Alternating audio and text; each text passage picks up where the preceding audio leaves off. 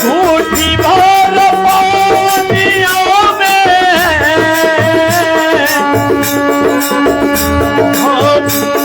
इनियो न डूबे आओ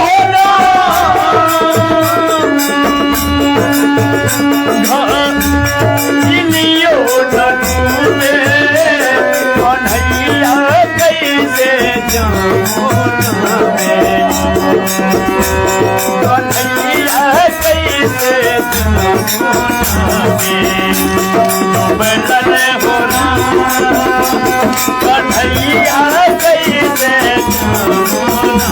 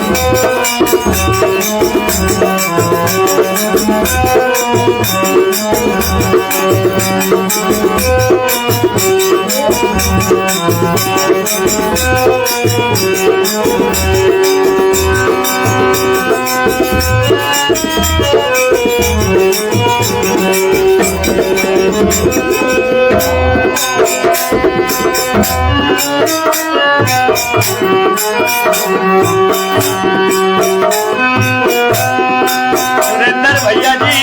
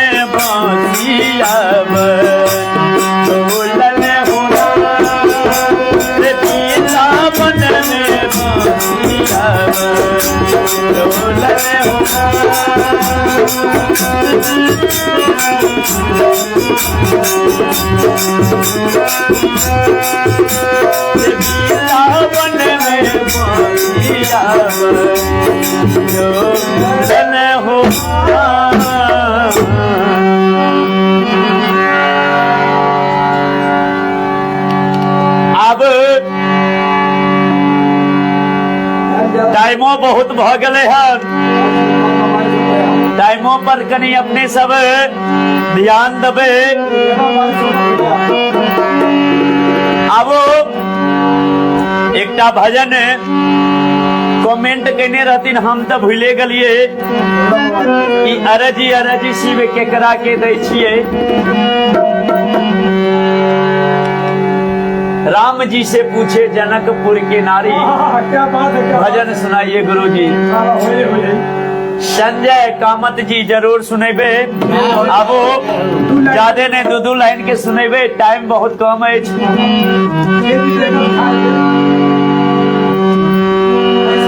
यो अरजी अरजी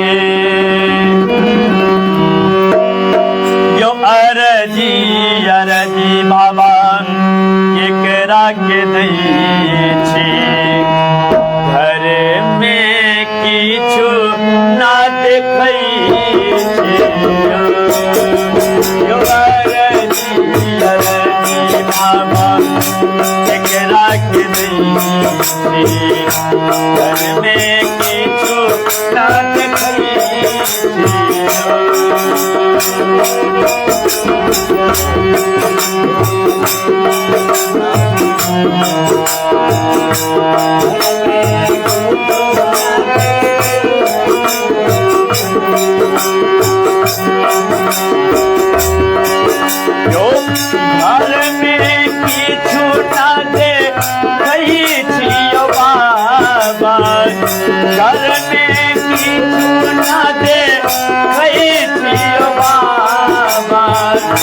घर में किछु ना देखै छियो।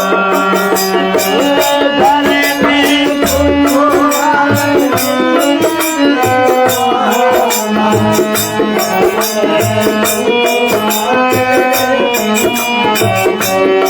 मैया भवानी बाबा से कहे छथिन, घर में किछु ना देखै छियो बाबा, घर में किछु ना देखै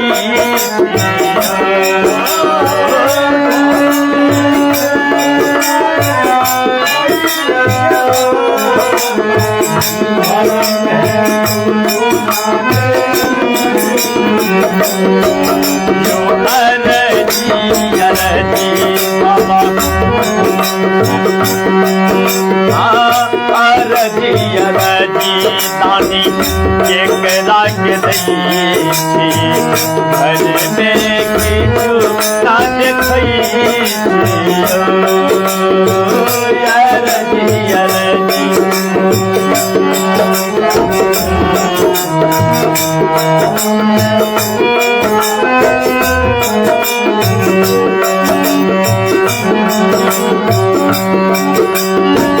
जहिया से बाबा आहा घर एलौं, जहिया से बाबा आहा घर एलौं, दुख छोड़ सुख नहीं करे छियो।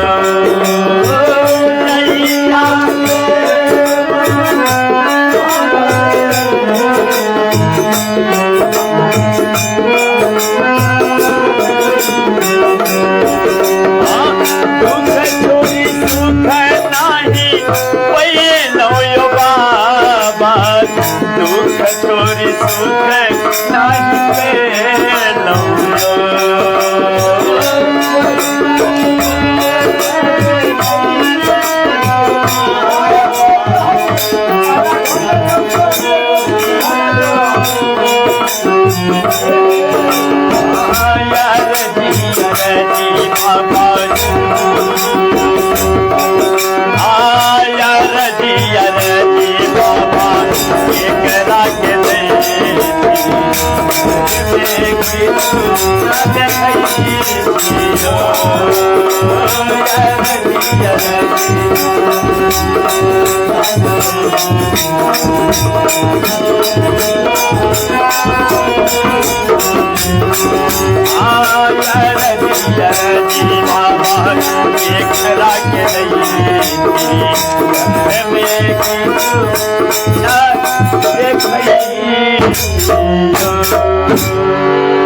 प्रेम से बोलिए उमापति महादेव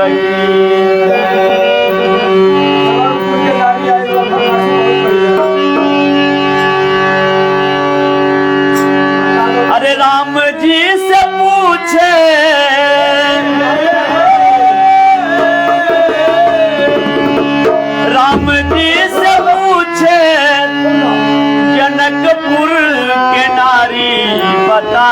बबुआ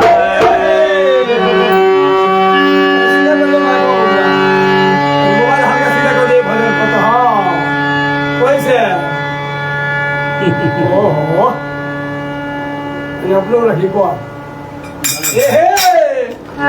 ऐसा पूछा था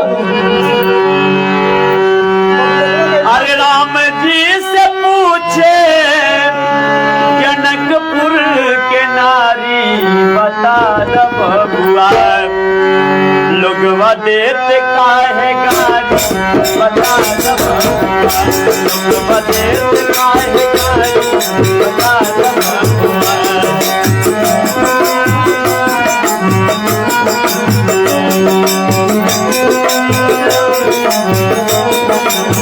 राम जी से पूछे राम जी से पूछे जनकपुर के नारी बता द बबुआ लोगवा देते काहे गारी बता द बबुआ लोगवा देते काहे गारी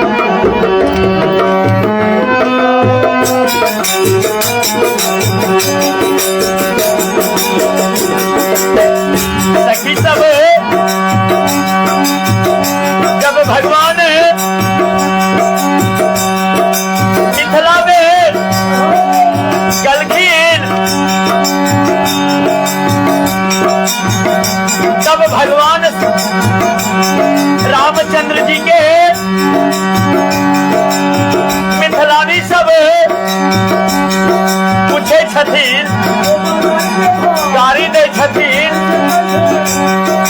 राम जी से पूछे राम जी से पूछे जनकपुर के नारी बता द बबुआ लोगवा देते काहे गारी बता द बबुआ लोगवा देते काहे गारी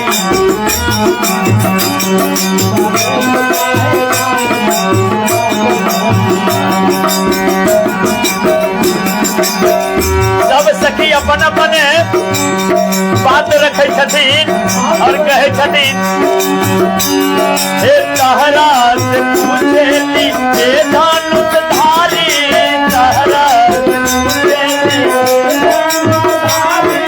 तहरा से पूछेली हे धनुष धारी तहरा से पूछेली एक भाई गोर काहे हो एक भाई गोर काहे एक काहे गारी बता द बबुआ एक भाई गोर काहे एक काहे गारी बता द बबुआ लोगवा देते काहे गारी बता द बबुआ लोगवा देते काहे गारी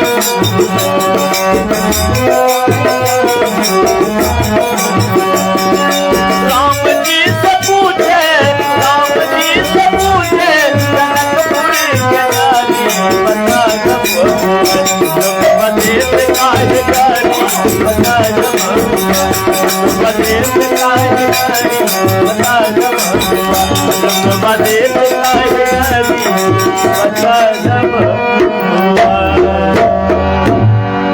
प्रेम से बोलिए श्यावर रामचंद्र भगवान की